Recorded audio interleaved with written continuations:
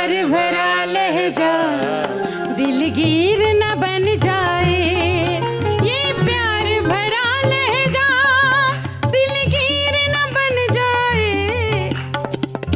कह कह के गजल मुझ पर वो मीर न बन जाए, कह कह के गजल मुझ पर वो मीर न बन जाए। कॉमेडी के वीडियोस देखने के लिए हमारे चैनल को लाइक और सब्सक्राइब करें।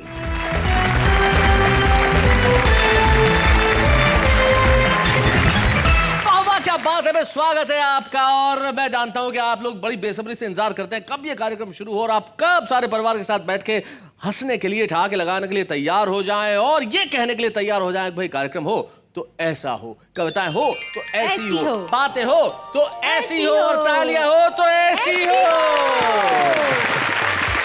वाह, क्या बात है। ज़माना शराफत का नहीं रहा, लेकिन हम बड़े शरीफ लोग हैं साहब। और आज मुझे अना दहलवी से पूछना पड़ेगा कि इन तीन शरीफों के साथ बैठ के उसे कैसा लग रहा है। अना, जरा माइक उठाइए। मुझे आज ऐसा लग रहा है जैसे मैं गांधी जी के 3 बंदरों के बीच में बैठी। लेकिन एक फर्क है। वो 3 बंदर कहते थे बुरा मत देखो, बुरा मत सुनो, बुरा मत बोलो। और अना दहलवी के पास ये जो 3 बैठे हैं, जिसकी तुलना अना ने हमारे पूर्वजों से की। बंदर कोई गलत बात थोड़ी, हमारे पूर्वज है और शरीफ को देख के महसूस भी होता है। और ये तीनों लोग जो हमारे साथ बैठे हैं अना दहलवी के पास, आइए सबसे पहले हम परिचय करते हैं एक एक करके। अना दहलवी के पास ये दुपट्टा लपेट के बैठे हैं गले के अंदर। जिंदगी की आटा घाटी में लपटे। वाह, क्या शब्द दिया है, जिंदगी की आटा घाटी। ये जो जिंदगी की आटा घाटी में ये जो 3 लोग हमें मिले हैं, जो आज कविता की घाटी में बैठ के यहाँ पे आटे लगा लगा के कविताएं सुनाएंगे, उनका नाम एक का प्रवीण शुक्ल है, दूसरे का वेद प्रकाश है और एक तो उत्तराखंड की घाटी से यहाँ आया है हमारे बीच में, जिसका नाम शरीफ भारती है। तो भाई कहाँ से शुरुआत की जाए, क्या बोलती हूँ, इनमें से सबसे पहले किसे बुलाया जाए? शराफत आजकल कम हो गई है, तो क्या शराफत का नमूना देखा जाए? शराफत का नमूना कौन दिखा सकता है आपके हिसाब से? ये शरीफ भाई कुछ शरीफ शेर बोल के। अरे वाह, इन्होंने जिस तरीके से ये शराफत का नमूना ये दिखाएंगे, ये मतलब उसके अंदर स्टेटमेंट कम था और आश्चर्य ज्यादा था। ये दिखाएंगे तो शरीफ भारती, जरा इस आश्चर्य को स्टेटमेंट में बदलो, आओ और शराफत का नमूना दिखाओ। शरीफ भारती।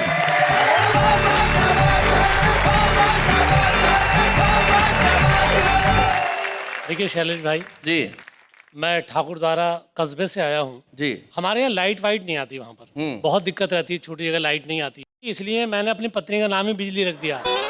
मैंने कम से कम घर में तो रहेगी। तो जब चाहे जवाब दे लो, बिजली कहाँ हो, बिजली सामने हाजिर है। लेकिन कई बार जब बिजली नहीं आती है तो दिक्कत क्या होती है, अंधेरे में क्या दिक्कत होती है, मैं शेर अर्ज कर रहा हूँ। इरशाद। कि अपना पजामा समझा था एक बार देखकर। अपना पजामा समझा था एक बार देखकर, शर्मा के मैं खुद छुप गया सलवार देख। पत्नी की पहन ली और लाया था घर से चक्कू को धमकाने को मेरे। अच्छा, चक्कू? थर थर वो कांपने लगा तलवार देखकर। बहुत अच्छे। और पहले तो मुझे देख के लंगूर बताया, हाय हाय। पहले तो मुझे देख के लंगूर बताया, फिर मुझ पे मरमिटी मेरा घर बार देखकर। और उस चोर ने दरोगा को सब कुछ बता दिया। उस चोर ने दरोगा को सब कुछ बता दिया। लगने से पहले डंडे को तैयार देखकर। बहुत अच्छे। और कल्लू तो दुल्हन देखकर बेहोश हो गया। अच्छा, कल्लू तो दुल्हन देखकर बेहोश हो गया। कल्लू तो दुल्हन देखकर बेहोश हो गया, घूंघट में चेहरा बीबी का खूंखार देखकर। घूंघट में चेहरा बीबी का खूंखार देखकर। और नेताजी बोले पीए से एक बात बताओ, नेताजी बोले पीए से एक बात बताओ, कुत्ते क्यों पीछे भागते हैं कार देखकर? कुत्ते क्यों पीछे भागते हैं कार देखकर? और सुनती हो बहन, चारे ने बेचारा कर दिया। सुनती हो बहन, चारे ने बेचारा कर दिया, ये भैंस बोली गाय से बिहार देखकर। भैंस बोली गाय से बिहार देखकर। और देखिए ये मुशायरा होता है, जैसे यहाँ मुशायरा हो रहा है, कवि सम्मेलन चल रहा है। मेरे मोहल्ले में भी एक प्रोग्राम हुआ था, वहाँ क्या क्या हुआ मैं आपको एक सीन दिखाना चाहता हूँ जी। संचालक ने पहला नाम पुकारा, लीजिए अब आ रहे हैं चमन चार्ली। चमन चार्ली। चमन चार्ली की आंखें थी कुछ भटकी भटकी, सामने बैठी मोहतरमा पे चमन चार्ली की एक आंख जाके अटकी। अच्छा, बस वो हो गया शुरू। मेरी कविता का शीर्षक है समझ में नहीं आ रहा। समझ में नहीं आ रहा। मैं तुझे सूरज कहूँ या चांद समझ में नहीं आ रही है। मैं तुझे चीनी कहूँ या खांड समझ में नहीं आ रही है। अब मैं तुझे धरती कहूँ या ब्रह्मांड समझ में नहीं आ रही है। अब मैं तुझे घटना कहूँ या कांड समझ में नहीं आ रही है। मोहतरमा बोली, तू इतनी सड़ी हुई कविता सुना के मेरे पति का दिमाग हिला रही है। अब वो स्टेज के पीछे से तुझे मारने आ रही है। अब मैं तुझे कैसे बचाऊं, मेरी खुद समझ में नहीं आ रही है।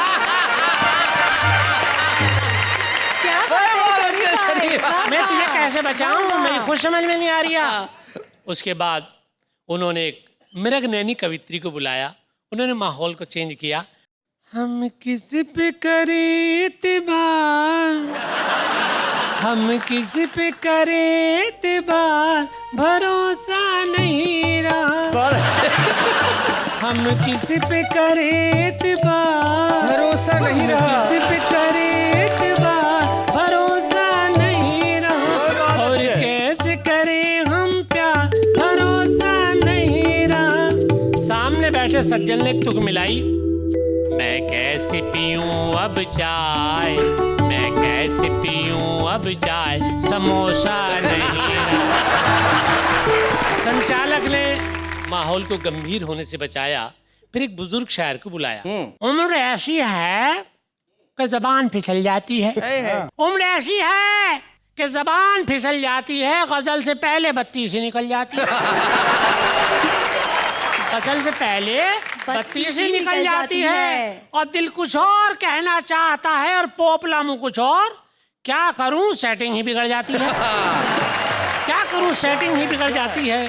उसके बाद चूरन वाली गली के कौसर वारसी को बुलाया। कौसर वारसी साहब शायरी के शौक के साथ कपड़े की दुकान भी चलाते थे। बहुत से लोगों को बेवकूफ़ बनाते थे। उन्होंने अपनी गजल को गुनगुनाया। मैं तुझे जान ही क्या सारा जहान दे दूंगा, खुदा की कसम मैं ईमान दे दूंगा। सामने बैठे एक सज्जन बोले, मुझे मालूम था तू ऐसे ही कह देगा, कपड़ा उधार देता नहीं, जान ईमान जरूर दे देगा। उसके बाद एक टकले कवि मंच पर आए। आते ही शुरू हो गए।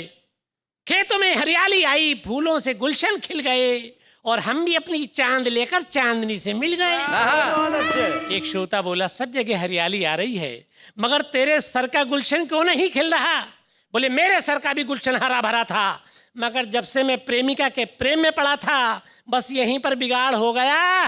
प्रेमिका के पिता ने इतने जूते मारे कि सर का गुलशन उजाड़ हो गया।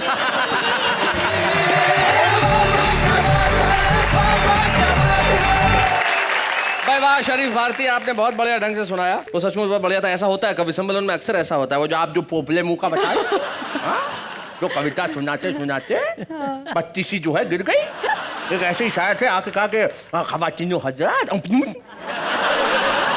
फिर उठाई फिर फिटकी तो खवातीनो हजरात अर्ज किया है, फिर बात फिर उठाई खवातीनो हजरात, हमारी गजल का जो मतला है वो पेश कर, फिर गिर गई। एक श्रोता खड़ा हुआ, बोले कैसेट ही बदलता रहेगा, रिकॉर्डर भी चालू होगा।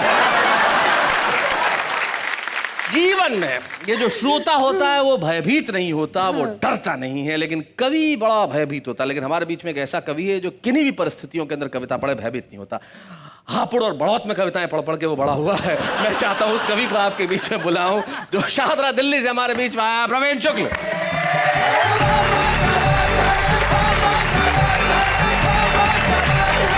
शैलेश जी, मैं एक कविता विशेष सुनाता हूँ जी।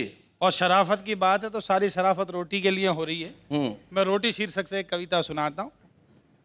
रोटी चाहे पतली सी होवे चाहे मोटी, मोटी को भी खाता है भूखा थका आदमी। आदमी में आती जाती रात दिन ही कमी, कमी है कि और होवे पैसा, पैसे से ले लूं एक वायुयान जैसा, वायुयान जैसे मैं रात दिन घूमूं होटलों में और बोतलों को चूमूं झूमूं नाचू गाऊं ताता ताता थैया, थैया के लिए कुछ और हो रुपैया, रुपये के भरे हो मैं बक से गरम से हूँ बिगड़े करम से ही चूम लूं मैं चोटी पे भी तो खाएगा वही चार रोटी। आए भाई, वाह वाह वाह, बहुत बढ़िया प्रवीण, बहुत अच्छा। वेरी नाइस प्रवीण जी। लेकिन इस रोटी के चक्कर में लोग कैसे कैसे काम आजकल कर रहे हैं। समाज की कुछ विसंगतियां एक आरती के माध्यम से स्वागत आपके सम्मुख प्रस्तुत करता हूं।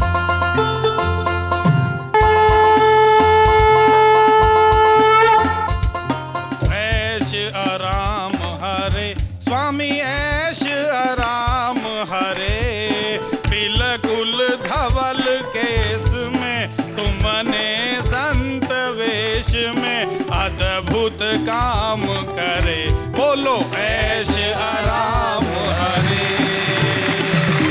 जो कोई तुमको ध्यावे कष्ट बढ़े मन का, स्वामी कष्ट बढ़े मन का, धोखा वो ही खावे धन के संग बढ़ जावे, खतरा तक धन का, बोलो जय श्री राम हरि। बोलो बोलो। एक विशेष बंद देखिएगा, जी। बापू बेटा दोनों कथा कहूँ मैं किसे की, स्वामी कथा कहूँ मैं किसे की, धत कर्मों पर चढ़कर एक दूजे से बढ़कर इनकी मति खिसकी, बोलो ऐश आराम हरे। तुम रसिया तुम छलिया तुम ठग और कामी, प्रवीण जी, स्वामी तुम क्या बात? ठग और कामी, लोभ मोह के संगम कामुकता के उद्गम, तुम लंपट नामी, बोलो ऐश आराम हरे। विशेष पंक्तियां देखिएगा शैलेश भाई। आहा, सुनाइए पंडित जी। वासना के तुम सागर दुष्ट कर्म करता, क्या बात? स्वामी दुष्ट कर्म करता, हर लड़की का बापू हर लड़की का दादा, थोड़ा कम या ज्यादा तुम्हें देख डरता, बोलो ऐश आराम हरे। तुम हो एक शनिचर बिल्कुल मूढ़मती, स्वामी बिल्कुल मूढ़मती, अपनी झोली भर दी भक्त जनों की कर दी तुमने विपद गति, बोलो ऐश आराम हरे। जीवन के संकारक तुम भक्षक मेरे, ओहो। स्वामी तुम भक्षक मेरे, अश्रु आँख में लाए ये कहती अब लाए, द्वार खड़ी तेरे, बोलो ऐश आराम हरे। विषय विकार बढ़ाओ पुण्य हरो पुण्य हरो। देवा, स्वामी पुण्य हरो देवा, प्रभु पुण्य हरो देवा, श्वेत कमल से खिलकर बापू बेटा मिलकर खाते हो मेवा, बोलो ऐश आराम हरे। दुष्कर्मों का तुमने लगा दिया चट्टा, स्वामी लगा दिया चट्टा, तुमने सब पंथों पर हमने सब संतों पर लगा दिया बट्टा, बोलो ऐश आराम हरे। अंतिम सुनिएगा, जो कोई ऐश आराम की आरती को गाए, स्वामी आरती को गावे, प्रभु आरती को गावे, इधर उधर वो ताके बिना किसी बाधा के सीधा जेल जाए, बोलो ऐश आराम हरे। बोलो ऐश आराम भगवान की जय हो, जय हो। बोलो पंडित कबीर शुक्ल की जय हो। क्या बात है पंडित जी, वाह वाह, मजा कर दिया, क्या बात है भाई, जोरदार तालियां।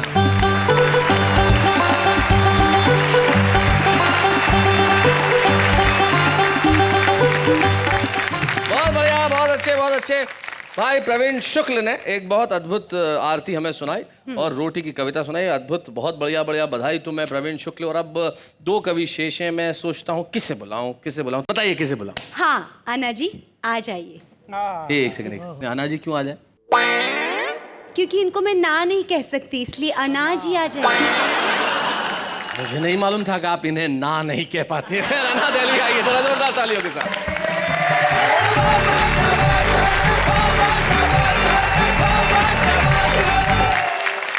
आपकी इजाजत हो तो मैं एक गजल के कुछ शेर सुनाना चाहती हूँ। बस मतले में एक शब्द आएगा, दिलगीर। दिलगीर के मायने है दिल भारी होना या दिल गमगीन हो जाना। ये प्यार भरा लहजा दिलगीर न बन जाए। क्या कहने हैं, वाह। ये प्यार भरा लहजा दिलगीर न बन जाए। ये प्यार भरा लहजा दिलगीर न बन जाए। कह कह के गजल मुझ पर वो मीर न बन जाए। कह कह के गजल मुझ पर वो मीर न बन जाए। और शेर समाप्त करें, अगर शायरी हो तो आपकी दुआएं चाहती सुनिएगा। लाना है ख्यालों को एहसास के कागज पर। लाना है ख्यालों को एहसास के कागज पर। ख्यालों को एहसास के कागज पर। डरती हूँ कहीं तेरी तस्वीर न बन जाए। डरती हूँ कहीं तेरी तस्वीर न बन जाए। और ये शेर अपनी बहनों को समर्पित करते हुए नेहा जी तक पहुंचाती सुनेगा। बदली हुई दुनिया की बदली हुई बातें हैं। रिश्ता कहीं पैरों की जंजीर न बन जाए। रिश्ता कहीं पैरों की जंजीर न बन जाए। और शैलेश जी और हमारे सभी साथियों से खास तौर पे काफिये पे दाद चाहती हूँ। इरशाद सुनाए। स्वागत आपका। ये मसला दिल का है, हल कर दे से माला। क्या बात है? ये मसला दिल का है, हल कर दे से माला। ये दर्द मोहब्बत भी कश्मीर न बन जाए। ये दर्द मोहब्बत भी कश्मीर न बन जाए। ये प्यार भरा लहजा दिलगीर न बन जाए। अगर आप इजाजत दें शैलेश जी तो मैं एक छोटा सा गीत सुनाऊं। जी इरशाद। मेरे दिल पर लिखा तूने प्यार। अच्छा। मेरे दिल पर लिखा तूने प्यार। मैं प्यार की किताब हो गई। मेरे दिल पर लिखा तूने प्यार। मैं प्यार की किताब हो गई। तूने खुलकर किया इकरार। तूने खुलकर किया इकरार। मैं खिलकर गुलाब हो गई। मेरे दिल पर लिखा तूने प्यार। प्यार की किताब हो गई। प्यार की किताब हो गई। और बंद पड़ती हूँ सुनेगा। बस्ती में मशहूर है अब तो बस एक प्रेम कहानी। अच्छा। तू है मेरे प्यार में पागल, मैं तेरी दीवानी। दुनिया की अब किसको परवाह, दिल ने दिल की मानी। तेरे तन की धूप में मैंने मन की चादर तानी। मेरा पहले ही कब था जवाब। अच्छा। मैं और लाजवाब हो गई। मेरे दिल पर लिखा तूने प्यार। मैं प्यार की किताब हो गई। और बंद पड़ती हूँ सुनेगा। देखूं तो फूलों का मौसम, सोचूं तो जंगल थी। होठों में मुस्कान सजी थी, रूह मगर घायल थी। जिसके घुंघरू सब जख्मी थे, मैं ऐसी पायल थी। बरसों से जो बरसा नहीं, मैं एक ऐसा बादल थी। होठों से जब छू लिया, मैं कीमती शराब हो गई। मेरे दिल पर लिखा तूने प्यार। मैं प्यार की किताब हो गई। और आखिरी बंद शैलेश जी, जी। मैं अपने छोटे भाइयों को समर्पित करना चाहती हूँ। हाँ। और ऐसा नहीं है कि बुजुर्ग नहीं सुन सकते, बुजुर्ग सुने मगर अमल ना करें। बुजुर्ग अमल कर भी नहीं सकते। सुनेगा जी। जुल्फी मेरी सावन भादो आंखें हैं मैं खाना, मौसम मौसम बिखरा मेरे रूप का ताना बाना, मुल्ला पंडित आलिम फाजिल नादा हो या दाना, जब तक पर्दे में थी मुझसे शहर था ये अनजाना, मैंने रुख से जब उल्टी नकाब तो नीयत खराब हो गई, मेरे दिल पर लिखा तूने प्यार, मैं प्यार की किताब हो गई, तूने खुल कर किया इकरार, मैं खिल कर गुलाब हो गई, मेरे दिल पर लिखा तूने प्यार, मैं प्यार की किताब। क्या बात है अनाथ एलवी जी, आपने कमाल कर दिया। बहुत बहुत खूबसूरत ढंग से Thank आपने you, पढ़ा। आपका very अंदाज, आपका स्वर, आपके अल्फाज और इन तीनों का जो संगम जो मैजिक क्रिएट करता है वो कमाल का होता है। भाई क्या बात है। बहुत लेकिन हमारे जितने भी प्रेम गीतों की नायिकाएं होती है वो कभी जब जो जी चाहे बन जाती हैं। तो हमारे एक कवि है सुरेंद्र यादवेंद्र, उसने एक दिन बहुत बढ़िया बात की। बोले गाना आया, दूध बन जाऊंगी, मलाई बन जाऊंगी, रजाई बन जाऊंगी, ये बन जाऊंगी, वो बन जाऊंगी। तू इच्छाधारी नागिन है क्या? अब क्या होने वाला भाई, आप जानते हैं यहाँ बहुत कुछ होता है और बहुत कुछ होगा भी। हम कुछ ऐसी कविताएं आपको सुनाएंगे जो आप सुन के कहेंगे कि भाई कमाल हो गया, मजा आ गया, क्या बात है। एक ऐसे ही कवि हमारे बीच में जितनी बार भी मंच पे वो खड़े होते हैं, लोग उनकी कविताओं का अद्भुत आनंद उठाते हैं। हास्य के धरातल पे उनकी कविताएं व्यंग की एक इमारत खड़ी करती है जिसके अंदर करुणा का एक दरवाजा होता है, और जब आदमी उस द्वार से अंदर प्रवेश करता है तो संवेदना की धरातल से टकराता है और जीवन की कुछ सच्चाइयों का सामना करता है। और ऐसे कवि का नाम होता है वेद प्रकाश।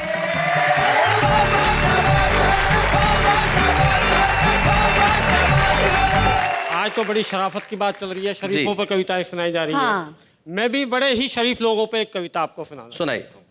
अनोखे लाल का पड़ोसियों की जलन, मालिक का गर्व वाला 32 इंची LCD चोर ले गए। अच्छा। अनोखे लाल को दुख और पड़ोसियों को खुशी दे गए। रपट लिखवाने अनोखे लाल चला गया थाने, तो थानेदार ने कहा पहली बात तो तूने LCD लाकर पड़ोसियों को जलाया ही क्यों, और उन्हें जलाया तो यहाँ आया ही क्यों, उन्हीं के पास जा। थानेदार को पता नहीं था अनोखे लाल की पहुंच ऊपर तक है। अच्छा। जब अनोखे लाल ने अपना जलवा दिखाया तो थानेदार भागा भागा उसके घर आया। बोला सर माफ कर दो, आपको पहचान नहीं पाए पर अब पहचान गए हैं जी। आपका LCD आपको आज ही मिलेगा, बस एक छोटी सी दिक्कत है, थाने में इस वक्त 32 इंची का कोई सेट नहीं है, तो 42 इंची LED चलेगा। और इस घटना से अनोखे लाल को ज्ञान की प्राप्ति हो गई। सुना है उस निपट कुंवारे अनोखे लाल की कल ऐसी पत्नी खोने वाली है जिसका हुलिया थानेदार की घरवाली से हूबहू मिलता है। बहुत बढ़िया। जब शराफत की बात चली रही है तो मैं आज तक के सबसे शरीफ चरित्र पर एक कविता सुनाना। जी।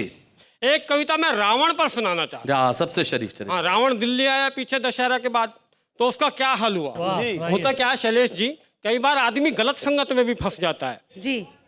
लोग ऐसी बात कर रहे हैं, हमारे नेता आजकल रावण को भी मात कर रहे हैं। जी। ये बात उड़ते उड़ते रावण तक पहुंची तो रावण बौखला गया। अपने से भी बड़े राक्षसों के दर्शन करने वो लंकापति, वो दशानन, आनन फानन में सीधा दिल्ली आ गए। क्या बात है। स्टेशन से बाहर आते आते घटना घट चुकी थी, टैक्सी करने के पैसे भी नहीं बचे थे, अगले की जेब कट चुकी थी। रावण की जेब कट चुकी थी। निराश, मायूस, लंकेश, चेहरे पे उदासी, मन में क्लेश लिए वो मुझसे टकराया। बोला भाई साहब आप भारतीयों के हाथ जोड़ते हैं, आपकी तरक्की देखकर तो हम भी शर्मा गए। त्रेता में नाक काटने से चले थे, कलयुग में जेब काटने पर आ गए। क्या बात है वेद, बहुत बढ़िया, बहुत अच्छे। वो तो भला हो मंदोदरी का 100 का नोट अलग से अंटी में फंसा दिया था। अच्छा। वरना खाने के भी पैसे नहीं बचते, मुझे तो मरवा दिया था। मुझे क्या पता था सीता को चुराकर राम का दिल दुखाने के मुझे ये फल भोगने पड़ेंगे कि मैं फलों को तरफ जाऊंगा। वाह। मेरी समझ में नहीं आ रहा इन 100 रुपए में मैं भला क्या खाना खाऊंगा। True. मैंने कहा राम को क्यों इल्जाम दे रहे हैं? राम को सताने वाले तो मजे ले रहे हैं। क्या बात है। गणेश जी, आप भी वो त्रेता होगा जहां राम को सताने पर मातम पुरुषी मिलती है। ये कलयुग है रावण डार्लिंग, यहाँ राम को सताओगे तो कुर्सी मिलती है। क्या बात। और रही बात खाना खाने की, तो चिंता मत कर, सामने ढाबे में 70-80 रुपए में बहुत बढ़िया थाली मिल जाएगी, तेरी तबीयत खिल जाएगी। जा, मैं इंतजार कर रहा हूं, तू खाकर आ। रावण ढाबे में गया और जब बाहर आया तो अगले के कपड़े और मुंह दोनों उतरे हुए थे। अच्छा। मैंने कहा क्यों रावण, कपड़े क्यों उतार लिए? बोला उतार नहीं लिए, ढाबे वाले ने उतरवा लिए। मैंने कहा तुम्हारे पास तो 100 रुपए का नोट था। सुनकर रावण रुआंसा हो गया, पर किसी तरह अपने आंसू रोक लिए। कहने लगा मैं क्या करता, अगले ने 70 रुपए पर हेड के हिसाब से 700 ठोक दिए। क्या बात। पर अब मुझे कोई गिला नहीं है। अब मैं ये ही सोचकर नहीं रोता कि जिन नेताओं के दर्शन करने के चक्कर में मेरा ये हाल हो गया, अगर सच में उनके दर्शन हो गए होते तो मेरा क्या हाल होता। क्या बात तो है। मेरा- वाह वाह वाह वाह,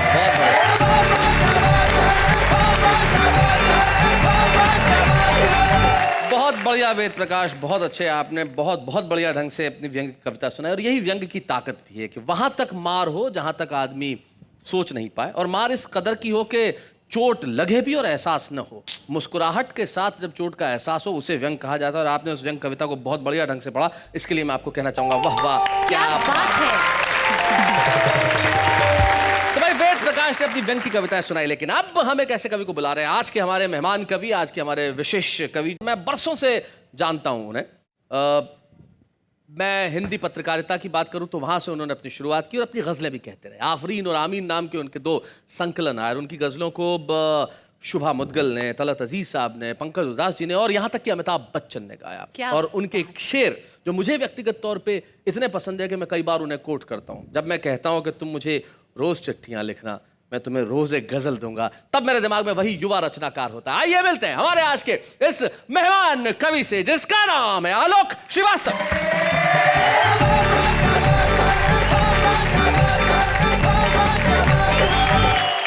हम सब अपने अपने बड़ों को, अपने अपने बुजुर्गों को अक्सर इस नज़र से देखते हैं कि वो हमारा ख्याल नहीं रखते। मैं उनकी तरफ से एक मतलब पढ़ना चाहता हूँ। Correct you said. अर्ज किया है कि ये सोचना गलत है कि तुम पर नजर नहीं। वाह। ये सोचना गलत है कि तुम पर नजर कि नहीं। तुम पर नजर नहीं। मसरूफ हम बहुत हैं मगर बेखबर नहीं। हाय, क्या बात है। वाह वाह, बहुत बढ़िया। वाह वाह, क्या बात है। वाह वाह, मसरूफ हम बहुत हैं मगर बेखबर नहीं। अब तो खुद अपने खून ने भी साफ कह दिया। आज के जमाने की अब सच्चाई। तो अपने खून ने भी साफ कह दिया। अब तो खुद अपने खून ने भी साफ कह दिया, मैं आपका रहूंगा मगर उम्र भर नहीं। हाय, क्या बात है आलोक, बहुत बढ़िया, बहुत अच्छे। That's such a big reality now. क्या बात है। मैं एक शेर पढ़ रहा हूँ शैलेश भाई, और आप सबकी शिरकत चाहता हूँ। इरशाद आलोक। अर्ज किया है कि असर बुजुर्गों की नेमतों का हमारे अंदर से झांकता है। पुरानी नदियों का मीठा पानी नए समंदर से झांकता है। आहा, क्या बात है भाई, वाह वाह। पुरानी नदियों का मीठा पानी नए नए समंदर से झांकता है। गले में माँ ने पहन रखे हैं महीन धागे में चंद मोती। क्या बात है। गले में माँ ने पहन रखे हैं महीन धागे में चंद मोती। हमारी किस्मत का हर सितारा उसे एक जेवर से झांकता है। हाय हाय, क्या बात है भाई, वाह, बहुत बढ़िया। हमारी किस्मत का हर सितारा उसे एक जेवर से झांकता है। और क्या होता है जब एक पिता की अपेक्षाएं एक पुत्र पूरा नहीं कर पाता। मैंने शेर कहा कि थके पिता का उदास चेहरा उभर रहा है यूं मेरे दिल में। क्या बात है। कि प्यासे बादल का अक्स जैसे किसी सरोवर से झांकता है। हाय हाय हाय हाय, क्या बात है भाई, वाह वाह वाह, बहुत बढ़िया बात है। माँ का जिक्र हुआ, बाबूजी का जिक्र हुआ, जी तो दो गजलें बहुत लोकप्रिय और जिनके लिए आदेश हुआ शैलेश भाई का, सुनाया लो। मैं पढ़ता हूँ। अर्ज किया है कि घर की बुनियादें दीवारें बामो दर थे बाबूजी। घर की बुनियादें दीवारें बामो दर थे बाबूजी, सबको बांधे रखने वाला खास हुनर थे बाबूजी। वाह वाह वाह वाह, सबको बांधे रखने वाला खास हुनर सबको थे बांधे बाबूजी। रखने वाला खास हुनर थे बाबूजी। अब तो उस सूने माथे पर कोरेपन की चादर है। अब तो उस सूने माथे पर कोरेपन की चादर है। अम्मा जी की सारी सजधज सब जेवर थे बाबूजी। हाय हाय, क्या बात है, वाह वाह, बहुत बढ़िया। कभी बड़ा सा हाथ खर्च थे, बहुत अच्छा ये, वाह वाह वाह। कभी हथेली की सूजन। कभी बड़ा सा हाथ खर्चते, कभी हथेली की सूजन। आहा। खुश होते थे तो बहुत सारी पॉकेट मनी देते थे और नाराज होते थे तो बहुत मारते थे। कभी बड़ा सा हाथ खर्च थे, कभी हथेली की सूजन। मेरे मन का आधा साहस आधा डर थे बाबूजी। क्या बात है, वाह वाह वाह वाह वाह। भीतर से खालिस जज्बाती वाह, भीतर से खालिस जज्बाती और ऊपर से ठेठ पिता। आए ठेठ पिता, भाई क्या बढ़िया शब्द है, वाह वाह वाह। भीतर से खालिस जज्बाती और ऊपर से ठेठ पिता। और ऊपर से ठेठ पिता। अलग अनूठा अनबूझा सा एक तेवर थे बाबूजी। वाह वाह वाह, बहुत बढ़िया। और अम्मा गजल सुनाएं। आपका हुक्म। अर्ज करता हूं कि धूप हुई तो आंचल बनकर कोने कोने छाई अम्मा। सारे घर का शोर शराबा सूनापन तन्हाई अम्मा। आहा, वाह वाह वाह। अर्ज करता हूं कि घर में झीने रिश्ते मैंने लाखों बार उधड़ते देखे। वाह, घर में झीने रिश्ते मैंने लाखों बार उधड़ते देखे। चुपके चुपके कर देती है जाने कब तुरपाई अम्मा। हाय हाय हाय, क्या बात। चुपके चुपके कर देती है जाने कब तुरपाई अम्मा। जाने कब तुरपाई अम्मा। और ये शेर के बाबूजी गुजरे आपस में सब चीजें तकसीम हुई। तकसीम मतलब बांटना। बाबूजी गुजरे आपस में सब चीजें तकसीम हुई। तब मैं घर में सबसे छोटा था, मेरे हिस्से आई अम्मा। अम्मा। वाह वाह वाह वाह, क्या और बात। ये गजल का शेर अर्ज करता हूं कि उसने खुद को खोकर मुझ में एक नया आकार लिया है। 5 तत्वों की कल्पना और ये शेर जी। अर्ज करता हूं कि उसने खुद को खोकर मुझ में एक नया आकार लिया है। धरती, अंबर, आग, हवा, जल जैसी ही सच्चाई अम्मा। वाह वाह वाह, बहुत उसने खुद को खोकर। और यह गजल का आखिरी शेर अर्ज किया है कि सारे रिश्ते जेठ दोपहरी गर्म हवा आतिश अंगारे।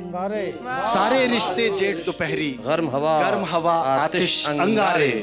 झरना, दरिया, झील, समंदर, भीनी सी पुरवाई अम्मा। वाह वाह वाह वाह, क्या बात है, बहुत बढ़िया। आलोक श्रीवास्तव, एक शायर ने कहा है कि तू ही क्या मिट जाएंगे सभी देर सबेर, बाकी बस रह जाएंगे कुछ दोहे कुछ शेर। और मैं चाहता हूं कि ये कुछ शेर कुछ दोहे बाकी रहें। और आइए इसी धरातल पे हम सम्मानित करें आज के हमारे कवि आलोक श्रीवास्तव। बहुत बहुत जोरदार शुक्रिया। तालियां। अच्छे हैं या बूढ़े हैं, नर है या नारी है, हंसी देने वालों के सब ही आभारी है। कविता सुनाने वाले सबको हंसाने वाले अब सबके साथ है।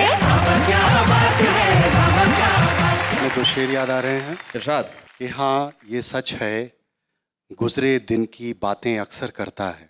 हाँ ये सच है गुजरे दिन की बातें अक्सर करता है, लेकिन माजी की गलियों में दिल जाने से डरता है। वाह वाह वाह, माजी मतलब अतीत, पास्ट जी। लेकिन माजी की गलियों में दिल जाने से डरता है।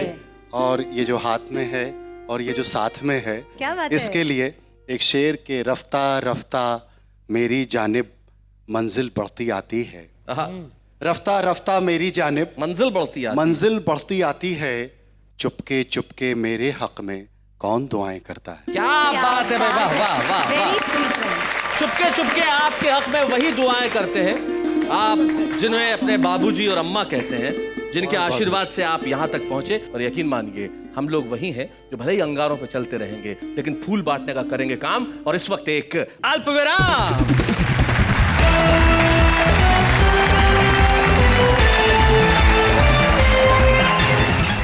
कॉमेडी के वीडियोस देखने के लिए हमारे चैनल को लाइक और सब्सक्राइब करें।